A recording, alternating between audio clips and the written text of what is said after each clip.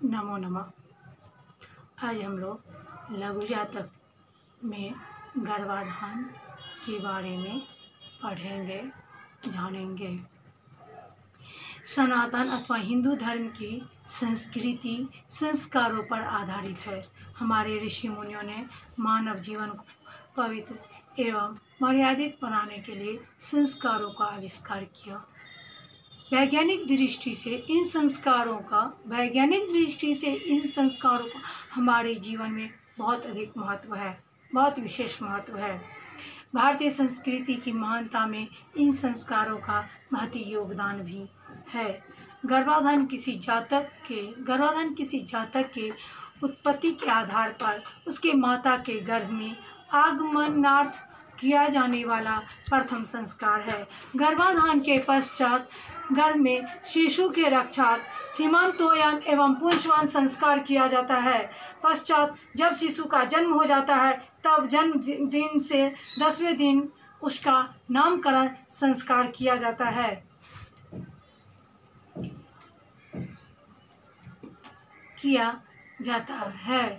प्राचीन काल में प्रत्येक कार्य संस्कार से आरंभ होता था। उस समय संस्कारों की संख्या 40 थी। जैसे जैसे समय बदलता गया और व्यस्तता बढ़ती गई, कुछ संस्कार क्या हो गए, विलुप्त हो गए, क्षिप्त हो गए।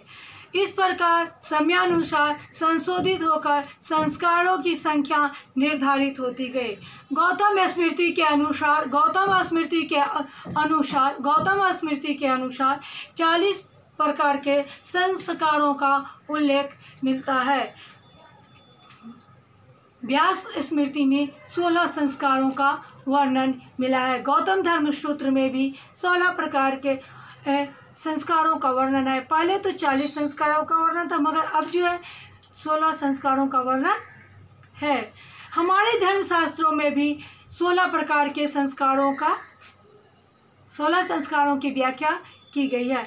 पहला जो है गर्भाधान संस्कार, और पहला है गर्भाधान संस्कार और अंतिम है मृत्यु गर्भाधान यानी अंत्येष्टि संस्कार। गर्भाधान के बाद पुंसवन, सीमांतोयन, जात कर्म और नामकरण, ये सभी संस्कार नवजात का दैवी जगत से संबंध के लिए स्थापित किए जाते हैं। जब बच्चे गर्भ में रहते हैं तो इन सब का ज्ञान जो है उन्हें होता रहता है। दैवी जगत से शिशु की प्रगाढ़ता बढ़े और ब्रह्मा जी की सृष्टि से वह अच्छी तरह परिचित होकर धर्म और मर्यादा की रक्षा करते हुए इस लोक का भोग करे, यह इस संसार का मुख्य उद्देश्य है। क्या इस संसार का मुख्य उद्देश्य? हमारे शास्त्रों में गर्भाधान संस्कार प्रथम संस्कार है। गृहस्थ जीवन में प्रवेश के उपरांत प्रथम कर्तव्य है कि इस रूप में यानी इस संस्कार की मान्यता दी गई है।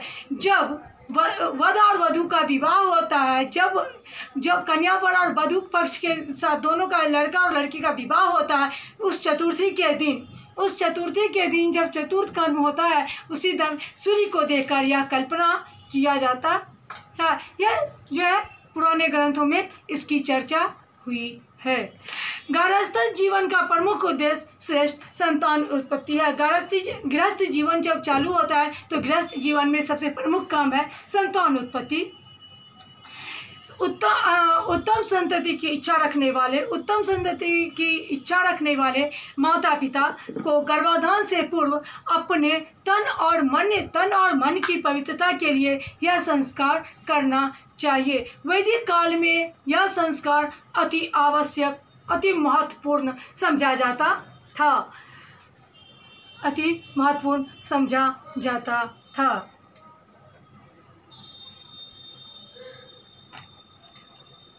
शारीरिक मानसिक दृष्टि से परिपक्व हो जाने के बाद समाज को श्रेष्ठ तेजस्वी नई पीढ़ी देने के संकल्प के साथ संतान पैदा करने की पहल थी।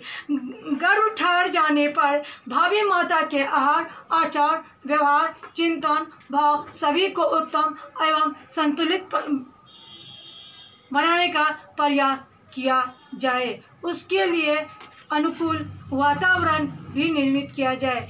गर्भ के तीसरे माह में पुंसवन संस्कार कराया जाता था।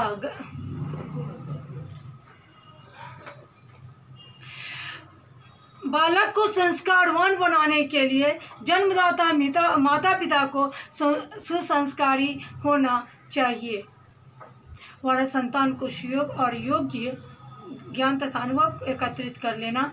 जिस प्रकार रथ चलाने से पूर्व उसके कल पुर्जों की आवश्यकता जानकारी प्राप्त कर ली जाती है, उसी प्रकार गृहस्थ जीवन प्रारंभ करने से पूर्व पूरी जानकारी प्राप्त कर लेनी चाहिए। गृहस्थ जीवन में जब हम लोग प्रवेश करें उस समय में गृहस्थ जीवन गर्भाधान के बारे में हमें पूरी जानकारी प्राप्त करनी चाहिए।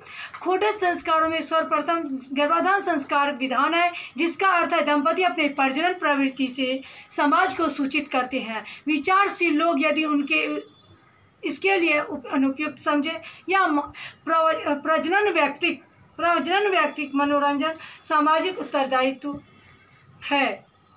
गर्भाधान संस्कार पूर्व काल में सब होता था। आधुनिक भारतीय समाज के अंधाधुंध पाश्चात्य संस्कृति के अनुसरण के वजह विवेक की कमी के कारण वह संतान उत्पत्ति को भी व्यक्ति मनोरंजन का रूप मान लिया गया है। गर्भाधान संस्कार का महत्व आजकल कम हो गया है। कम हो गया है। उस परंपरा को किसी न किसी रूप में जीवित रखना चाहिए। गृहस्थ एकांत मिलने के साथ वंशात्मक मनोभाव न रखे। मन आदर्शवादी उद्देश्य की पूर्ति के लिए ईश्वर से प्रार्थना करते रहना चाहिए। मानसिक छाप बच्चे की मनोभावों पर अंकित होगी। लुक छिप कर पाप करते हुए भयभीत और आशंका ग्रसित अनैतिक समागम व्यभिचार के फलस्वरूप जन्मे बच्चा अपना दोष दुर्गुण साथ लाते हैं।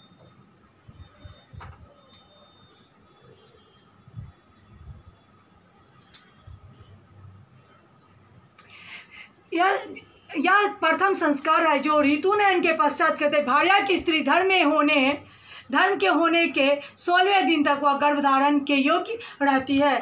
रमन निष्फल होता है। ज्योतिष शास्त्र के अनुसार रजो दर्शन के दिन से 6, 8, 10, 12, 14 और 16वें दिनों में क्रियमान यानी गर्भाधान पुत्रदायक और विषम दिनों में 5, 7, 9, 11, 13, 15वें दिनों में कन्याप्रद होता है।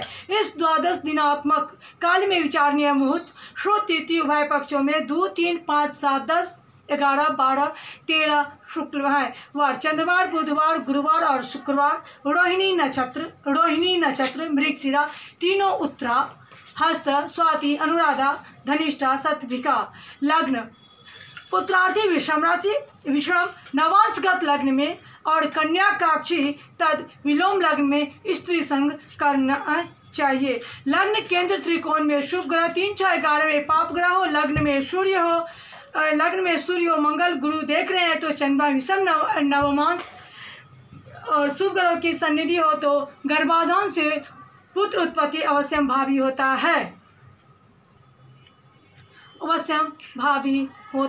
है।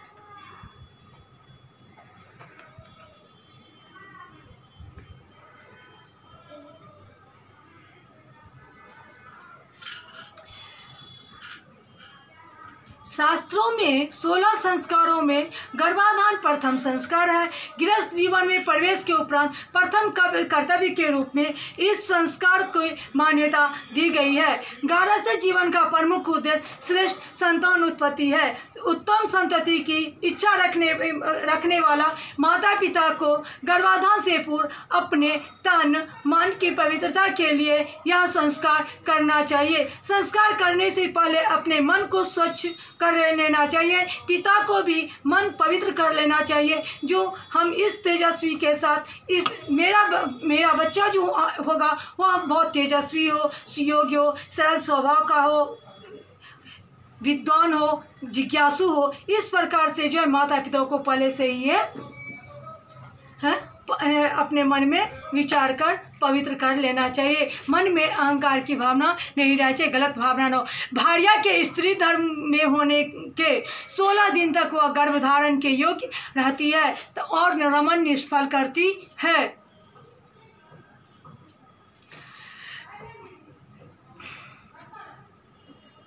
लग्न केंद्र त्रिकोण में शुभ ग्रह और 3, 6, 11 में पाप ग्रह हो तो लग्न को सूर्य, मंगल, गुरु देख रहे हो तो चंद्रमा विषम नवमान से शुभ ग्रहों के सन्निधि में हो तो गर्भाधान से पुत्रोत्पत्ति अवश्यंभावी होती है। वैदिक काल में यह संस्कार अति महत्वपूर्ण समझा जाता था।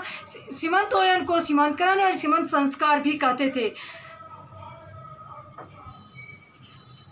गर्भपात रोकने के साथ साथ गर्भस्थ शिशु एवं उसकी माता की रक्षा करना भी इस संस्कार का प्रमुख उद्देश्य होता था। अगर माता का गर्भ हो जाता था तो यह गर्भ में कुछ न हो इस बात का पूरा ख्याल माता को ही रखना पड़ता था।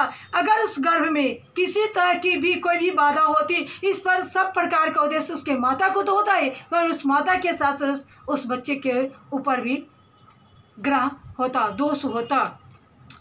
इस संस्कार के माध्यम से गर्भिणी स्त्री का मन प्रसन्न रखने के लिए सौभाग्यवती स्त्रियां गर्भवती की मांग करती थी।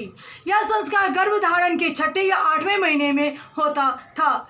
संस्कारों का प्रचलन वैदिक काल से तो चला आ रहा है, परंतु आजकल यह गर्भधारण में कुछ भी नहीं होता है। गर्भधारण एक स्त्री को कैसे रखना चाहिए, नहीं रखना चाहिए, किस प्रकार का पुत्र उत्पन्न होना चाहिए, नहीं, सिर्फ पुत्र की मनोकामना होती है, मतलब पुत्र का संस्कार कैसा होना चाहिए, पुत्र किस स्वभाव का होना चाहिए, कुछ भी नहीं है। जैसा दोष होता है वैसे उस पुत्र के जन्म के बाद उस पुत्र में वह दोष पाया जाता है। हमारे प्राचीन महर्षियों ने संस्कारों का निर्माण कर मानव जीवन के जीवन यापन करने का सूत्रपात किया। यदि मानव उन संस्कारों का सब जीवन में पालन करता तो निस्संदेह ही उसका जीवन सफल तरीके से व्यतीत हो सकता था, उसका संपूर्ण जीवन विशुद्ध हो जाएगा। और उन्हीं संस्कारों के क्रम में गर्भाधान संस्कार बतलाए गए हैं। संस्कार का अर्थ होता है मानव जीवन को सुव्यवस्थित रखने की क्रिया। गर्भाधान गर्भ धारण करने हेतु किया जाने वाला संस्कार। नामकरण नाम रखने हेतु किया जाने वाला संस्कार। जीव बृहस्पति, रिक्ता 9, 4, 14, पूर्णा 5, 10, 15, भद्रा संज्ञक 2, 7, 12, संतानोत्पत्ति संतान की उत्पत्ति।